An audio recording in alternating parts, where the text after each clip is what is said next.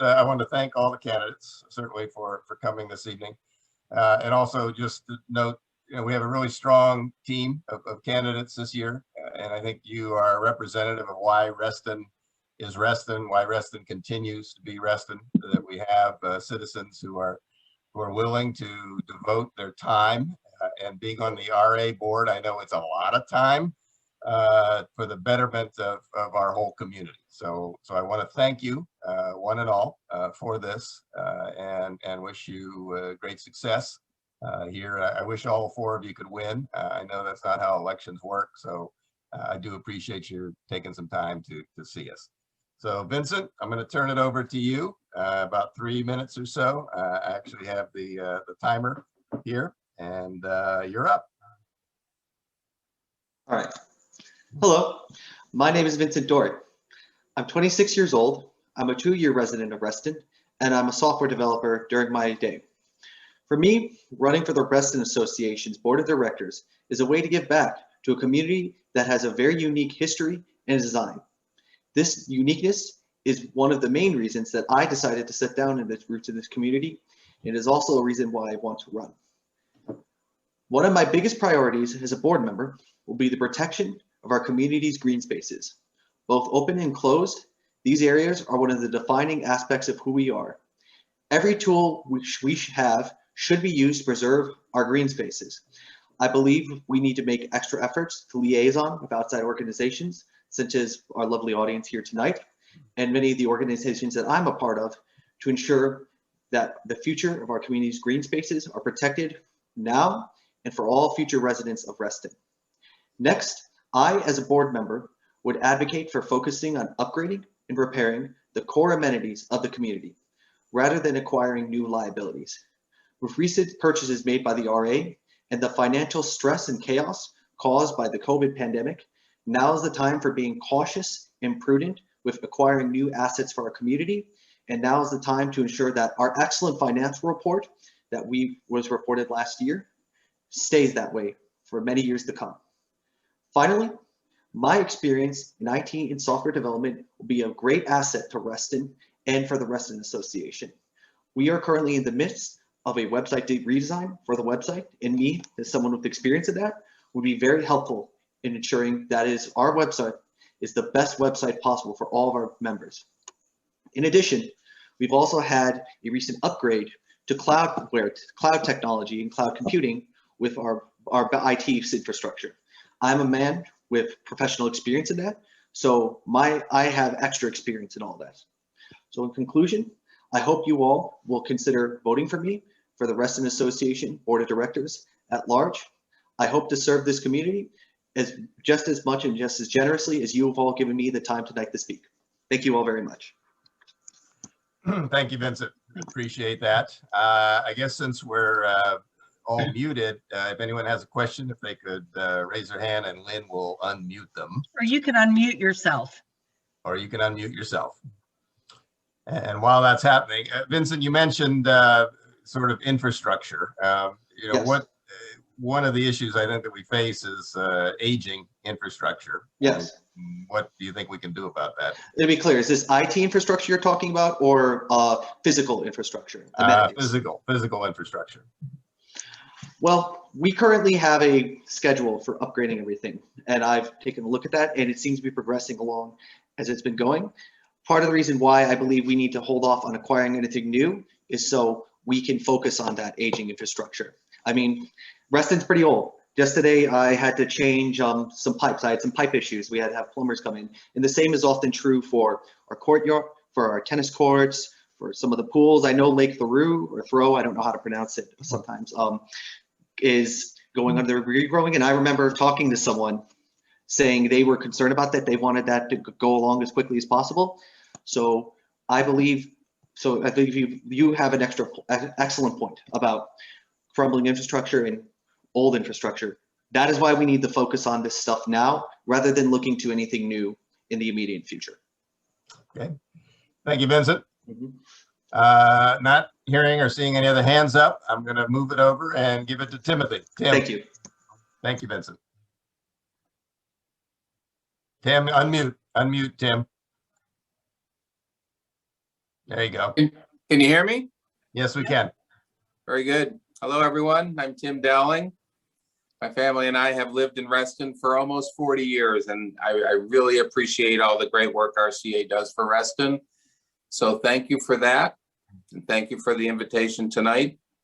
For 10 years, I served as chief counsel of a nonprofit law firm called Community Rights Counsel. We only represented local officials. We represented local officials and local communities in court challenges brought by developers, challenges to land use laws and other community protections. I worked closely with groups like National League of Cities, American Planning Association, National Association of Counties. I wrote books and articles on how to defend land use laws, and I taught a class at Georgetown Law School on the same subject. I have never represented a developer. In addition to this land use experience, I also have environmental experience. I was a judicial officer at US EPA and a policy advisor for the Environment Division at the Justice Department. I also have expertise on ethics issues. For 10 years, I was a supervisor in the FBI office that ensures that FBI agents meet the highest standards of integrity. And my recent volunteer work includes teaching a class at Reston Library to help immigrants from all over the world prepare for and pass their citizenship exam. Highly rewarding work. I really recommend it. So what are my goals for Reston and for the RA board? Without question, the biggest threat to Reston today is harmful, dysfunctional growth. Now, unfortunately, much of the future growth is already baked in the transportation corridor and the TSA, and we don't have a lot of leverage over many of those projects. So I don't think our primary goal should be to try to better negotiate with developers where we don't have a lot of leverage. Instead, our primary goal should be to fight tooth and nail to defend every remaining square inch of open space in Reston and to defeat proposals like ZMOD, the zoning modernization, and any redevelopment proposal that would increase density or undermine our core values. So my priorities for the board would be preserving our open space, including especially our 2 golf courses, defeating the bad provisions in ZMOD, like Vince, improving our pools and pathways and other aging infrastructure, and then establishing a code of ethics for RA that prohibits improper financial conflicts, improper gifts, and other misconduct. For more information, go to timforreston.com, or you can read the profile today in Reston Now. Thank you very much. Thank you, Tim. Appreciate that. Any questions? Hands up. All right. As you might expect, I have one. Sure. Tim, an issue every year at about this time is the dues structure, which with one, and I notice Sridhar has joined us. I'll note that when Sridhar was treasurer of RA, it was the only time in my memory that the dues actually went down from one year to the next. But you know, what sort of factors should go in? I'm not opposed to increases when they're necessary, but you know, there's a lot of factors here. Do you have any thoughts on how to balance this stuff? I do. I'm going to give you a short-term answer and a more long-term answer. Short-term, we're coming out of a horrible economic catastrophe, and I think a lot of Restonians are still hurting because of that. And I believe very strongly that for the coming year, the board should seriously consider either maintaining the assessment where it is or perhaps even reducing it so long as there's no serious damage to the balance sheet. Because we are in a unique situation for 2020 and 2021. I think we have to take that into account in determining what's in the best interest of our members. If we can hold firm or even reduce the assessment without any serious damage to the balance sheet, I'd be all in favor of it. More long-term, I've attended several of the meetings of the fiscal committee. I'm actually quite encouraged about the state of RA's finances. I think we have to ensure that there's no duplication, no waste, in order to ensure that the assessments are fair and reasonable.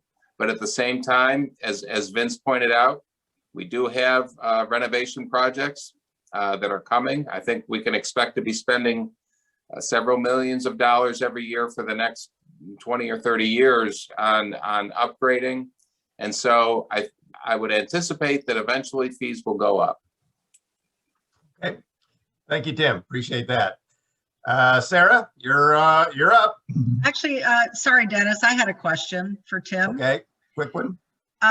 The statement that you made about fighting tooth and nail to protect our open spaces really rings very kindly in my ears. And I'm just wondering, how would you do that?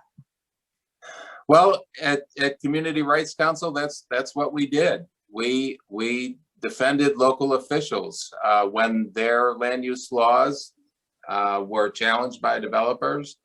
I think we have to approach it on a case-by-case basis. It's a very interesting question. I actually heard the current board discussing this. Are developers our partners, or are they our adversaries? All right. And I think I'm it gonna depends. Tim, I'm going to leave it at that for the moment so we can get through. We'll have some time at the end for. Okay. Yeah. Sure. Thank you. Thank you. Sarah, okay, over to you. Thank you so much. And thank you for doing this and giving us the opportunity. So I had the honor of running last year and serving as your one-year at-large representative. And I'm asking for your vote again to continue focusing on the issues that I championed last year, which is fiscal responsibility, transparency, two-way communications, and action-oriented leadership. Some of the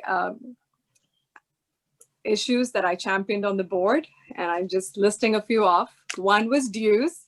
Dennis, to your question, Yeah. we had to fight tooth and nail to hold the dues. We weren't able to hold them down, but the difference is we have a $14 increase versus what would have been an $80 increase. And Tim, absolutely, this was not the year for us to hike or stress our membership because we don't know the impact fully of COVID yet.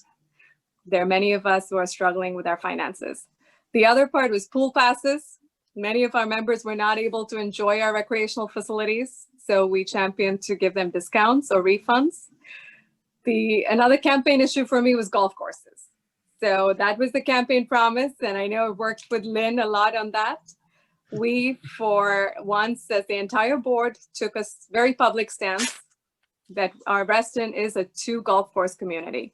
That is a non-negotiable, and I think we put it out there in our resolution. We have a video out there, and we took a very public stance, and I'm very proud of my colleagues on the board for standing up with me on that. We've championed for transparency, cluster communications, and the most recent, I know Vince will like it, is the IT committee. This is a big ticket item, guys. We spend $1.8 million on IT, and not everyone on the board is Vincent Dory, so we are not experts on technology. So we need to have our resident experts helping us with those decisions, making sure there's oversight and the staff gets some strategic help. So hence, I'm asking you for your vote so I can serve a full 3-year term and hopefully continue some of these initiatives. Thank you. Questions? Thank you, Sarah, very much. Questions? And anything? Anybody? Okay, Robin. Robin has a question. Unmute, Robin. No, I was clapping. I've been doing that at the You're end of the clapping. person's speech. Thank you, Rob. Well, then I have a question. Over the years, RA has shut down what they consider to be underutilized pools and things. I have to admit, I have mixed feelings about that because I know there's a financial issue, but there's other issues too. Any thoughts on going forward, how we deal with issues like that? Absolutely. That's a topic close to my heart because the one pool that they keep bringing up is Shadow Wood, which is across the street from me. And I guess the underutility issue, but I think there's more of a communications and an outreach aspect we're missing on it. That said, some insider information for Tim and Vince, when we look at capital projects, need some help funding long-term, because a lot of our facilities were gifted to us by developers when Reston was first created. And our capital expenses, Lake Thoreau is a perfect example. Our reserves said we needed $1 million. It's costing us $3 million because we didn't take into consideration things like structurally making it safe, ADA compliant, and those sort of sticker shock. We will have that on every other facility. And we are having serious conversations at the board level and with members about how do we fund this in the future. And it can't just be increasing our dues. Hopefully some of our friends at the TSA will join us and pick up the tab. Excellent. Thank you. Thank you, Sarah, very much. Appreciate that. Okay, now we're over to John. John, you're up. Unmute, please. Unmute.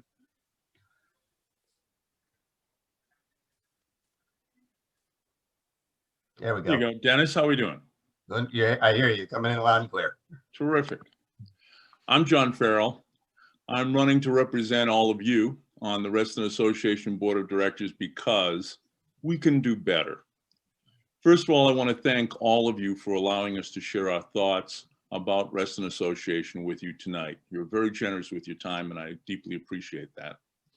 While living in Reston for 37 years, my 4 kids went to Terracet, Hughes, and South Lakes High School. They went to RA camps, took swimming lessons at RA pools, and played ball on RA fields. My service as president of the Colonial Oaks Cluster has shown me the strengths and weaknesses of the RA covenant process. As an attorney, I've represented RA clusters, formed homeowners and condominium associations, and teach Virginia zoning law to attorneys and engineers. In fact, I taught a course last week. Between the RA-sponsored bird walks and my service on the RA Parks and Planning Advisory Committee, I've visited every facility in Reston, every one that's owned by RA and many of them that are owned by the Park Authority. All of that tells me that Reston and RA can do better. If I'm fortunate enough to be elected, I will work with my fellow board members to bring action, advocacy, and accountability to permanently preserve both golf courses, to promptly reopen Lake Thoreau Pool in a cost-efficient manner. Like Sarah, I've heard there's a push to close 4 pools. I'm not inclined to close any pools. I would work with my fellow board members to expand RA's assessment base by adding all new residential projects around the metro stations to RA.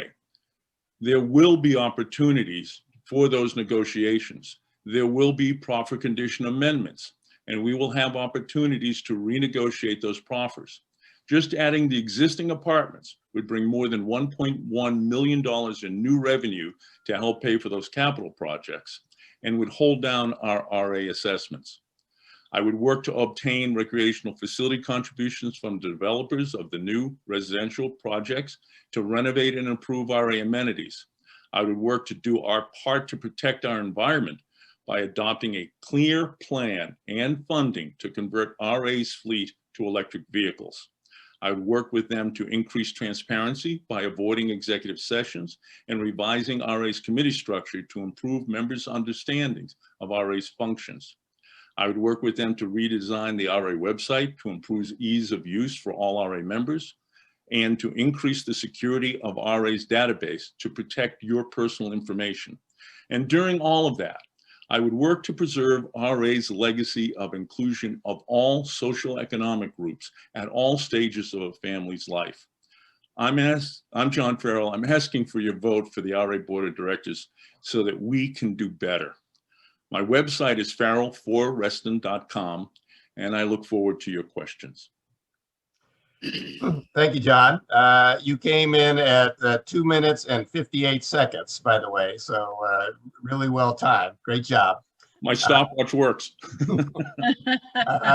Questions from? I actually have a question for everyone. Okay, Buzz, you're up. Yeah, for everyone. Everyone has mentioned. Oh, wait, hang on, Buzz. We're going to do everyone in a minute. Okay, yeah, then I'll wait. I have a question. Yeah, okay, then, yeah. Okay. John, despite the efforts of many over the years, Reston is not an independent city. We are part of the county. And I know you had some experience in this area, but I'd be interested in hearing your thoughts on how we can get a better response for our unique concerns and issues with the county government. Well, a city status, Dennis, you and I know that that would be a better arrangement for the people of Reston than the current arrangement. The problem with it is that as long as the County Board of Supervisors oppose it, we couldn't get a charter through the General Assembly. And so that's really the problem, is getting a senator and a delegate who would carry that charter through the General Assembly and overcome the opposition of the county. After all, Reston is a cash cow for the county. We throw off far more taxes to the county than they spend here in many, many ways. So I think that's a good idea.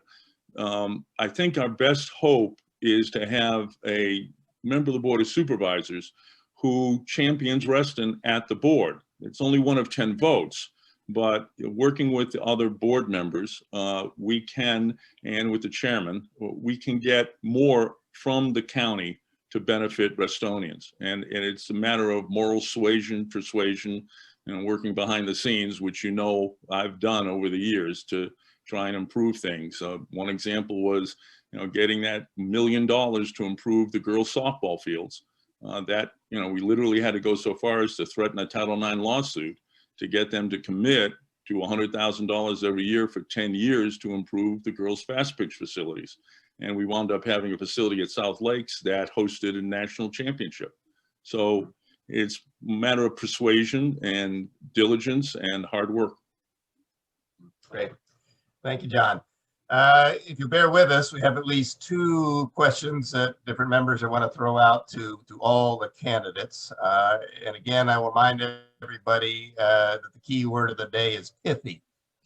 So first, I'm going to ask Lori. You had a question for the candidates.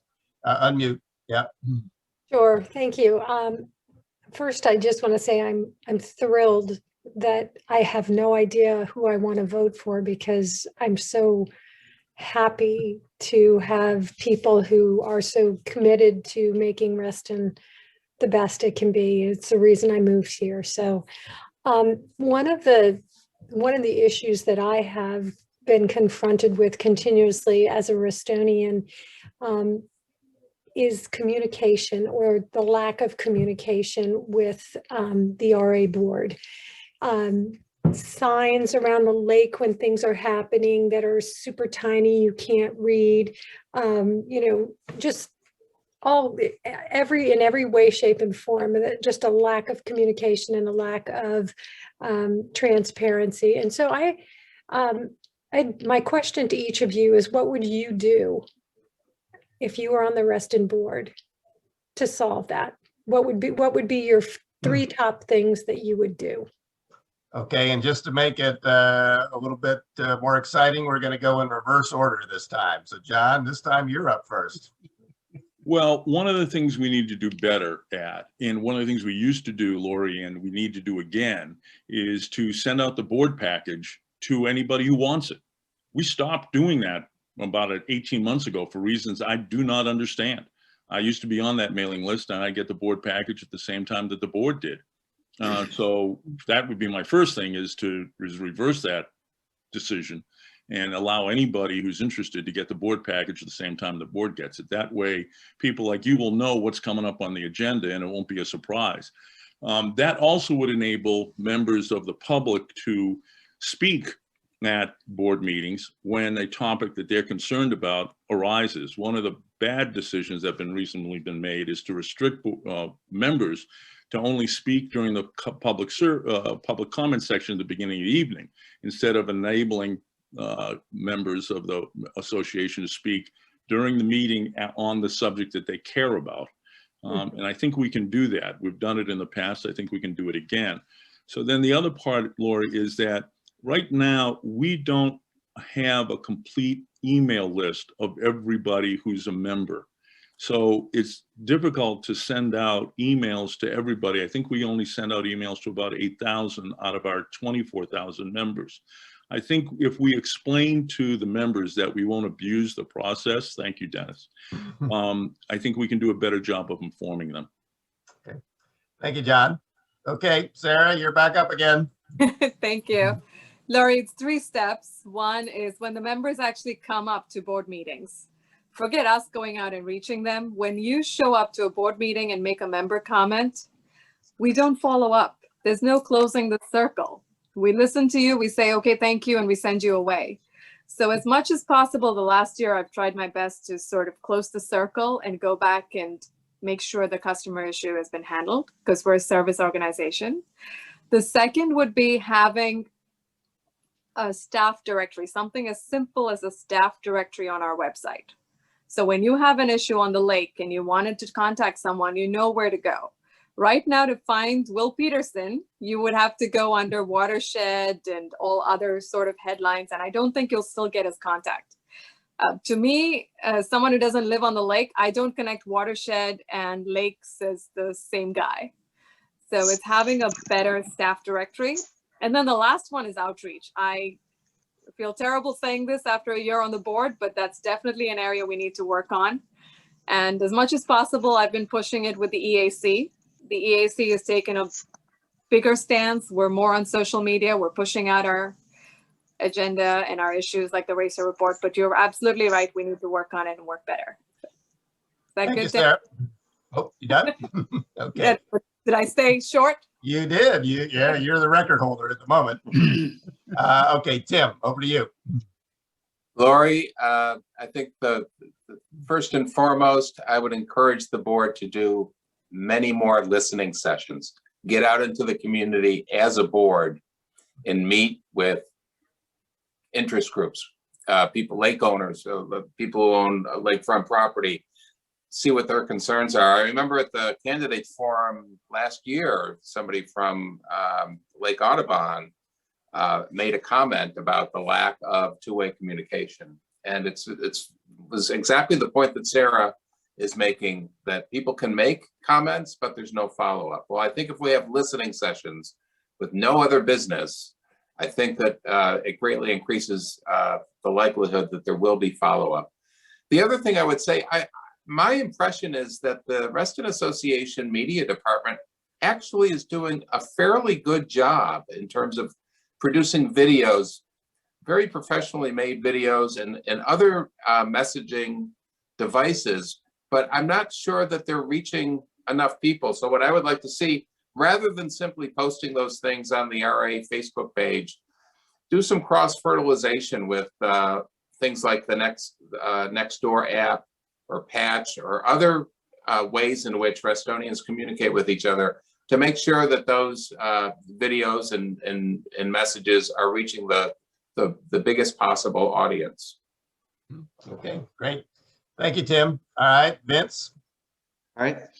So as I started running for this, the issue of transparency, accountability, and communication has been a very recurring trend. So the first thing I would say that needs to happen is we need to instill a culture of transparency first. We have many of this, we can come up with all the great tools we want in the world, reach out to people, but every single member of the board needs to buy into the message, to be truthful and to be transparent and be active in communicating with people at every step of the way. Next, I want to build up a little Tim said there about using Nextdoor and various other ways to reach out to people. I think we'll be a little more specific. I'd like the idea of actually experimenting with different methods of meeting people. Like, let's say we try Nextdoor ads 1 month or a period of time, or we try some Facebook ads the next, or we try a different way of doing emails. And then once we get some raw numbers to figure it out, then we can, what method is the best, we can then take a more active way of communicating with people. And that's what I would say about that. Okay, thank you, Vincent. Okay, Fuzz, you also had a question, and we may have enough time for one more question after Fuzz. So if anybody has something burning issue, think about it. Fuzz, you're up. Yeah, I'd like to ask one if I may. So go ahead, Fuzz. Yeah, I think everyone has talked about wanting to preserve 2 golf courses, has talked about wanting to stay true to Reston ideals and being against bad development and for smart growth and smart development. So my question is, because everyone has their own definition of smart growth, is to define smart growth and smart development and talk about developments that you feel that have been put in place that do not meet that definition. Okay, this time we're going to go start the way we did the first time around. So Vince, you're up again. Mm-hmm. All right, smart growth. Of course, none of us here are anti-development. We're in a greater urban area. Stuff comes up, stuff comes down. We have to be in favor of some kind of growth and development. In terms of any kind of development that I would feel would be infringing upon Reston, I personally like Reston Town Center. It has some benefits to it, but I would say any more development like that here in Reston, any theoretical development like that would not be good for the community. It would start to infringe a little bit too much on what Reston's based on. And what is Reston based on? The core documents, the original vision. It's a little vague at times, and of course there's always room for debate on some of this stuff, but we have to look at the original documents, we have to look at the original intentions, and that is the best way we can manage development and preserving Reston's core identity. Okay, great. Thank you, Vince. So we go to Tim now. I think it's a great question because developers are constantly trying to push the parameters of smart growth.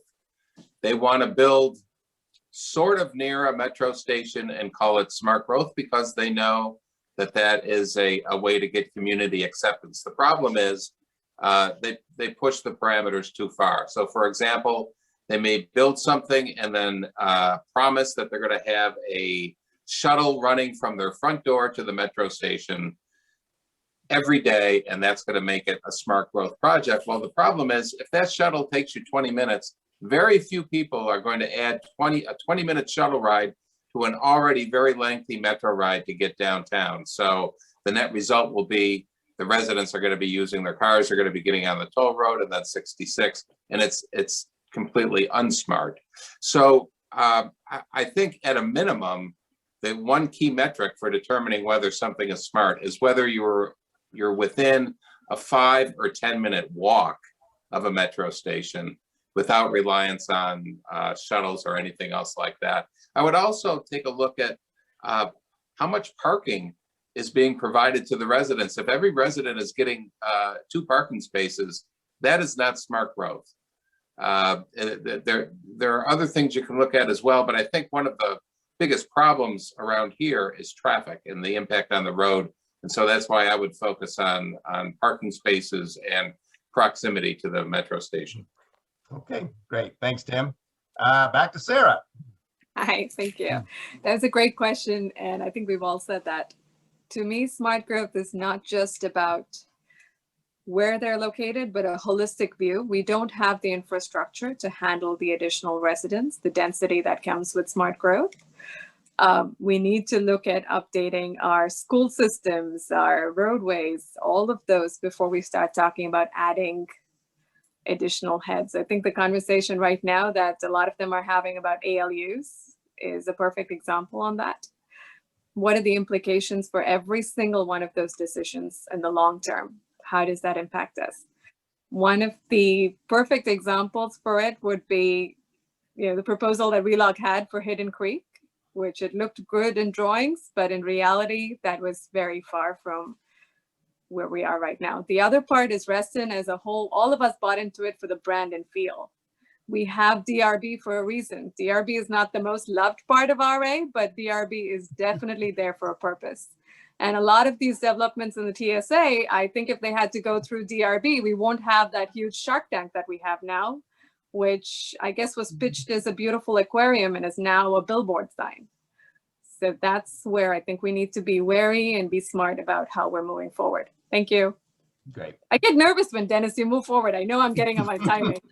I try to be subtle about it, but Got the message. Thank All you. right, John, where are you? Oh, you moved on my screen. Where are you? Oh, there you are. Okay. You've asked the $99 million question because over the 50 years that I've been concerned with urban government and planning, I keep asking that question whenever somebody throws it around. It's like a shibboleth, I'm smart growth, therefore approve my plan. The funny part of it is, Buzz, that Reston is the epitome of smart growth. I mean, we talked about living, working, and playing in the same community. Remember that, that's the same community. So you would work in Reston in 1965, and the rest of the world is catching up. And so it's kind of refreshing and enlivening to know that Reston was 50 years ahead of the rest of the world when it came to those kind of standards. I think the proposal to develop the Reston National Golf Course was as bad as the proposal to develop Hidden Creek. I mean, everybody who bought a townhouse backing onto both of those golf courses knew and assumed and relied on the idea that those would be permanently open space and they wouldn't be redeveloped for residential. I also want to reiterate something that Sarah said, because I think she's got it spot on. There are more than one building, and we all can list off our own, that were built in the TSA, that if we had sought the opinion of the DRB, we might not have the Blue Monster, and we might not have Moscow Towers or Azkaban, as some people refer to it. And I've actually asked Walter for a commitment that Walter Alcorn, our supervisor, that future applications will go through DRB at least to solicit their input, not to get an approval because they're not subject to the RA covenants, but to get the DRB to at least give him an opinion on whether or not we need a 15-story solid blue building at the corner of the toll road and the parkway. So I think we can do a better job of that. I also think that we can improve the north-south traffic flow with the Soapstone connector and a South Lakes connector and getting that tunnel built right away. Excellent. I want to let all four of you are very good at picking up on these signs and all, so I congratulate you on that. It's not subtle. If we could have one pithy question more with pithy answers, if anybody has something. Connie? Yeah, I do. I do, Dennis. All right, Sean, and then we're going to do half pith each, okay? Yep. Sean, you're up first. Yeah, I've been here for 25 years. The assessments have gone up from $270 to over, $400 now. And the reason for that is if you look at the underlying cost structure of the Reston Association, I would say more than 2/3 of the costs are personnel. It's not buying things, it's not buying cars, it's all personnel. So what are you as a director going to do about managing the personnel costs, which in effect drive the underlying cost structure of this organization? All right, we're going to hit about 45 seconds each, and I think we're going backwards again. So, John, you're first. Sean, I absolutely agree with you. The growth in the head count is just amazing in the 25 years I've been here.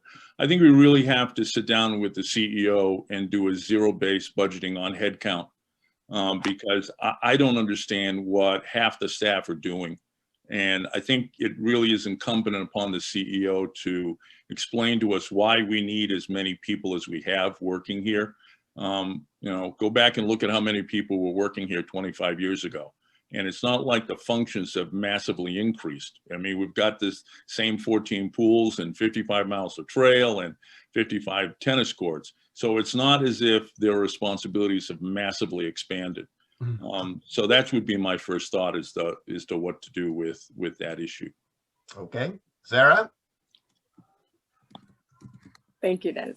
We've had this conversation, and Sean, just to bring you up to the number, it's 700 plus. We're not anywhere near 200 or the 400 where we started. Our membership base has not grown, but definitely our payroll has grown leaps and bounds. It is having a conversation with the CEO because we keep getting reminded we're a governing board, not a managing board.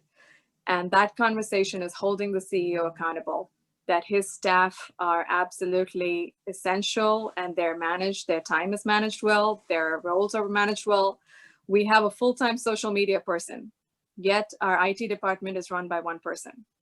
We have 8 members at member services, yet central services is understaffed. We've got covenants covered. So we're always playing catch up. We have new roles coming up. We have a full-time person for non-assessment revenue. But all of last year, we didn't have any opportunities for non-assessment revenue. So we pushed, at least on the board, that person not be laid off, because we're going through COVID and we don't want to start firing people, but restructuring them, putting them where they're valuable. So thank you. Hey, that's great. Okay, that goes to Tim then. Tim, unmute. Unmute, Tim. There we go. I'm not prepared to say that there's massive waste among the staff in RA. If there is, the board should seriously consider a significant management shakeup. My interaction with RA staff over the years, over nearly 40 years, has been generally positive. I think they work hard. I think they serve the members very well. But at the same time, I think your point is very well taken. It's something that should be the subject of a review. The board should look very carefully to make sure that the staff resources are being used efficiently, without duplication, without waste. I'd be all in favor of that. Thank you. Great. Okay, and Vincent, you can finish this one up. All right, works for me. So this is a issue I've been hearing talk about a lot, not just even here, even when I've been out on the streets talking with people, talking about everything that's going on. People have touched on this before. There needs to be a serious review. There needs to be, maybe even some would say, a reckoning. This issue has been going on for a while. We need to finally figure it out. We need to figure out, is there extensive waste? Does some positions need to be added somewhere else, or do they need to be restructured? We need to figure that out. It's been going on for too long, and I hear it all the time. One final bit of note though, with our recent change to the IT infrastructure, I will say that does open an opportunity for us to maybe outsource that. And maybe we should consider that for other things too, if necessary. Okay, thank you. All right, last question will come from Connie. Mine is more of a statement. So if someone has a burning question. No, you're up. Okay. We want that statement. I just wanted to mention to all 4 candidates that Rescue Reston will be posting on an update on our website about the RA board. The local elections are always very important to us every year. We do what we can to get out the word. And we would like to ask each one of you to send us a statement that we can print and put on our website, specifically addressing your feelings about the preservation or not of all of each golf course. And please keep your thoughts and actions, if you mention any, please keep them totally focused on what you as an RA board member can do. Being on the RA board is different than serving, for instance, on the county board. So do keep it, what you personally would feel and what you as an RA board member will do. So look forward to having that. I'm Connie at rescuereston.org is an easy way to email your statement in. Thank you. You have a word count for that? No, we don't. Not too long, and of course under 5,000, I would say. Yeah. Can't do it.